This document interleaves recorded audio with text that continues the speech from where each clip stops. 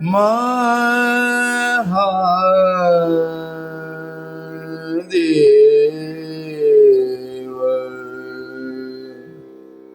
महादेव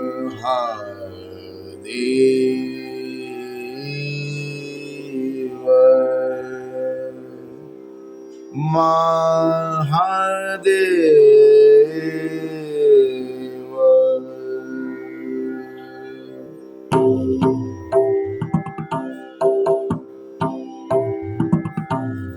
हर हर महादेव देव, हर हर महादेव देव, हर हर महादेव देव। नाद वेद जाके हर हर महादेव देव, हर हर महादेव देव। नाद वेद जाके नाद वेद जाके हर हर महादेव देव, हर हर हर हर हर हर महादेव देव महादेव। धर्म प्रेमी बंधुओं, श्री शिव महापुराण रुद्र संहिता सती खंड का 27वां अध्याय कल आप सब सुने थे।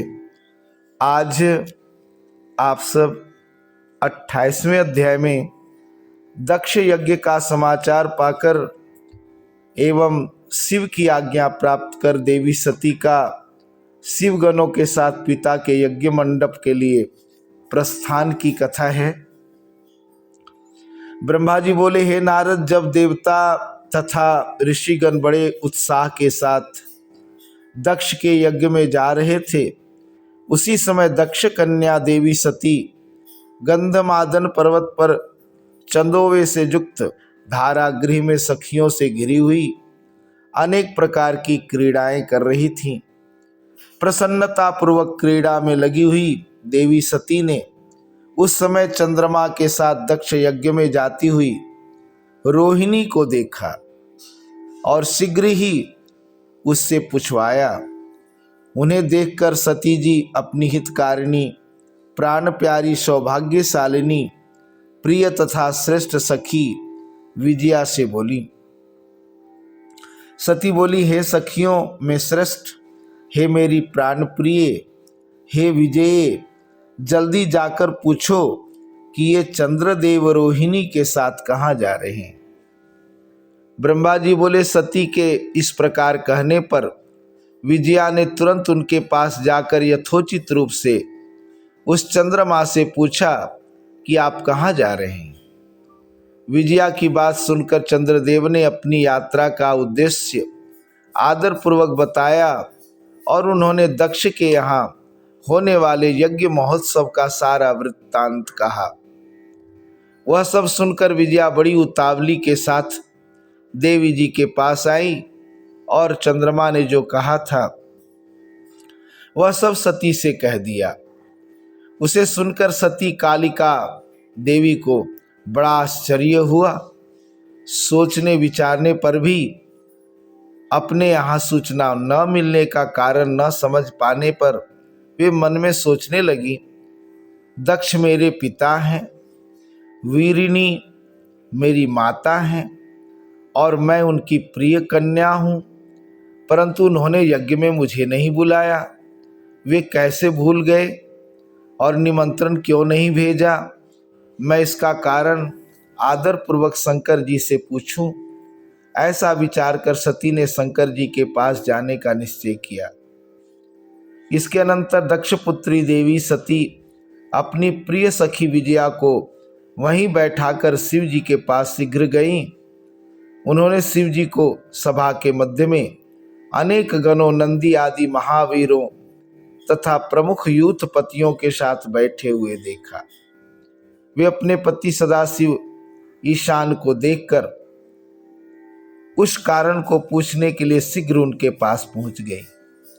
शिव जी ने बड़े प्रेम से प्रिया सती को अपनी गोद में बैठाया और बड़े आदर के साथ उन्हें अपने वचनों से प्रसन्न किया।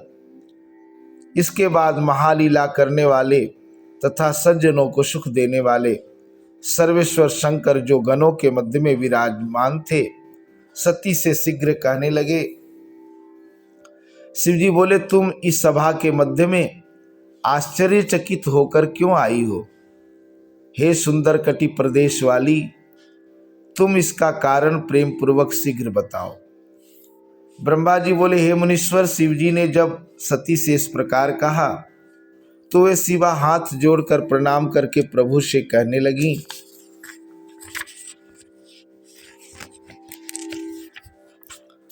सती बोली, हे प्रभु, मैंने सुना है कि मेरे पिताजी के यहाँ कोई बहुत बड़ा यज्ञ हो रहा है, उसमें महान उत्सव होगा और वहाँ देवता तथा ऋषि एकत्रित हुए हैं। हे देव देवेश्वर, पिताजी के इस महान यज्ञ में जाना आपको अच्छा क्यों नहीं लगा? हे प्रभु, जो भी कारण हो वह सब बताइए। महादेव सुहृदों का यह धर्म है कि सुहृदों के साथ अच्छी संगति करके रहें।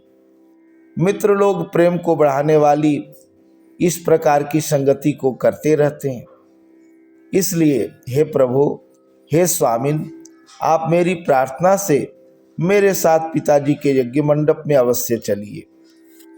ब्रह्मा जी बोले, सती के इस वचन को सुनकर दक्ष के वागवाणों से बिंधे हुए हृदय वाले देव महेश्वर मधुर वचन कहने लगे। महेश्वर बोले, हे देवी, तुम्हारे पिता दक्ष मेरे विशेष द्रोही हो गए।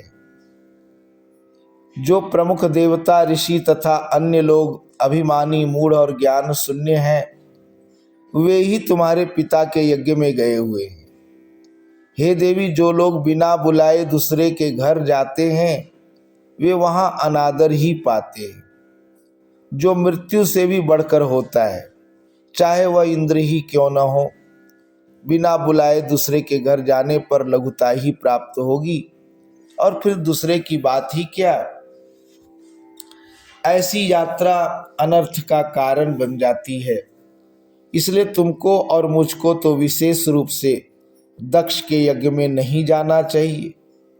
हे प्रिय, यह मैंने सत्य कहा है। मनुष्य अपने शत्रुओं के वाण से घायल होकर उतना व्यथित नहीं होता जितना अपने संबंधियों के निंदा युक्त वचनों से दुखी होता है। हे प्रिय, सज्जनों में रहने वाले विद्या आदि 6 गुण जब दुष्ट मनुष्यों में आ जाते हैं तो उनकी स्मृति नष्ट हो जाती है और वे मानी होकर तेजस्वियों की ओर नहीं देखते हैं। ब्रह्मा जी बोले, महात्मा महेश्वर के इस प्रकार कहने पर सती वाक्य वेत्ताओं में श्रेष्ठ भगवान शंकर से रोष पूर्वक कहने लगी। सती बोली, हे शंभो, हे अखिलेश्वर, जिनके जाने से यज्ञ सफल होता है उन्हीं आपको मेरे दुष्ट पिता ने आमंत्रित नहीं किया है। हे भव, उस दुरात्मा दक्ष के तथा वहां आए हुए संपूर्ण दुरात्मा देवताओं तथा ऋषियों के मनोभावों को मैं जानना चाहती हूँ। अतः हे प्रभु, मैं आज ही अपने पिता के यज्ञ में जा रही हूँ। हे नाथ, हे महेश्वर, आप मुझे वहां जाने की आज्ञा प्रदान कीजिए। ब्रह्मा जी बोले, उन देवी के इस प्रकार कहने पर सर्वज्ञ, सर्वद्रष्टा, सृष्टिकर्ता एवं कल्याण स्वरूप साक्षात भगवान रुद्र सती से कहने लगे। शिव जी बोले, हे देवी, यदि इस प्रकार तुम्हारी रुचि वहां अवश्य जाने की है तो हे सुव्रते, मेरी आज्ञा से तुम महाराजाओं के योग्य उपचार करके बहुत से गुणों से संपन्न हो इस सजे हुए नंदी वृषभ पर सवार होकर शीघ्र अपने पिता के यज्ञ में जाओ। तुम इस विभूषित वृषभ पर आरूढ़ हो। तब रुद्र के इस प्रकार आदेश देने पर सुंदर आभूषणों से अलंकृत तथा सब साधनों से युक्त हो देवी सती पिता के घर की ओर चली। परमात्मा शिव जी ने उन्हें सुंदर वस्त्र, आभूषण, परम उज्ज्वल छत्र, चामर आदि महाराजोचित उपचार दिए। भगवान शिव जी की आज्ञा से 60,000 रुद्रगण भी बड़ी प्रसन्नता और महान उत्साह के साथ कौतूहल पूर्वक सती के साथ गए। उस समय वहां यज्ञ में सभी ओर महान उत्सव हो रहा था। वामदेव के गणों ने शिवप्रिया सती का भी उत्सव मनाया। महावीर तथा शिवप्रिय वे गण कौतूहल पूर्ण कार्य करने तथा सती और शिव के यश को गाने लगे और बलपूर्वक उछल कूद करने लगे। जगदम्बा के यात्रा काल में सब प्रकार से महान शोभा हो रही थी। उस समय जो सुखद जय जयकार आदि शब्द उत्पन्न हुआ उससे तीनों लोग गूंज उठे।